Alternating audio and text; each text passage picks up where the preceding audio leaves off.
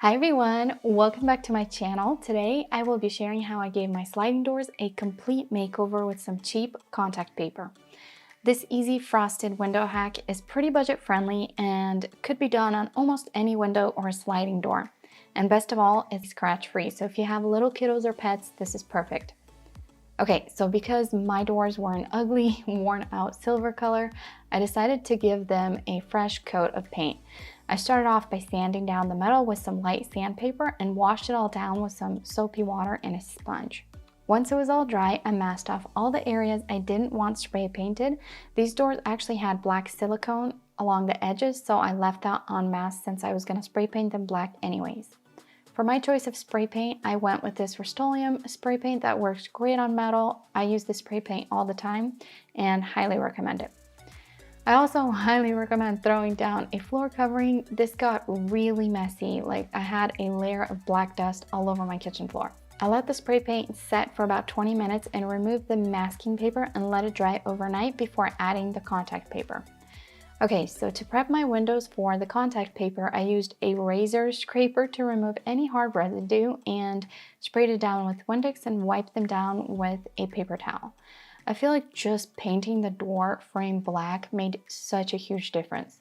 Okay, so you'll need contact paper, Windex, something with a flat edge to remove air bubbles. I actually used a putty knife with tape over the edges so it doesn't scratch. Because the contact paper is rolled so tight, it's hard to unattach it from the backing without ruining it because the paper keeps rolling back up.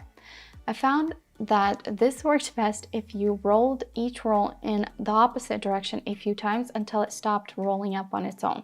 Next, I measured and cut the contact paper to the size I needed. Be sure to give it some room. I made mine about 1 inch longer than what the window width was. I decided to hang my sheets of contact paper horizontally with gaps in between. I still planned on adding tape where the gaps were, so this worked out perfect. The gaps are optional. I actually needed the gaps, otherwise I wouldn't have enough contact paper. It would have been too short. Okay, this can get tricky, and I'm not gonna lie, I actually ruined a few sheets of contact paper while figuring this stuff out. Make sure your hands are clean and the surface you're working on is clean as well. Remove the backing gently and try your best not to add any fingerprints. It's okay if you do, it won't be super visible. Next, soak your window with Windex where you plan to apply the contact paper. While your window is still soaking wet, gently grab your contact paper on both sides and apply it onto the window. You could easily reposition it if needed while the Windex is still wet. That's why I love this method so much. It's so easy to work with. Don't worry about the bubbles, we'll remove them in a second.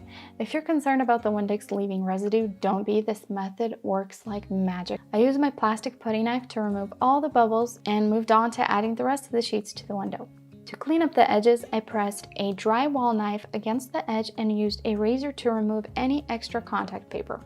Okay, so here's where you might start questioning this idea. After a few hours, you'll notice some spots appearing and maybe even yellowing or white areas starting to appear under the contact paper.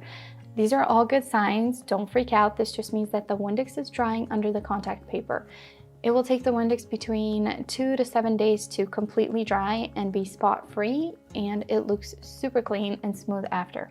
After about a day or two, I used some gap tape that I ordered on Amazon and added some grid-like designs onto the door. I love how easy the tape was to apply and how much character it gives the door, and you can't really tell it's tape from far away. So I love this hack. And that's it. That is how I gave my old patio doors a complete makeover. I hope you guys found this video helpful. You can either have the tape lines just horizontally for like an open look, or add one in the middle vertically. I feel like that gives more Zen vibes if that's what you're going for. I hope you guys liked this video and found it helpful. Don't forget to give me a thumbs up if you liked it, and don't forget to subscribe for more DIYs. I will see you guys all next time. Bye!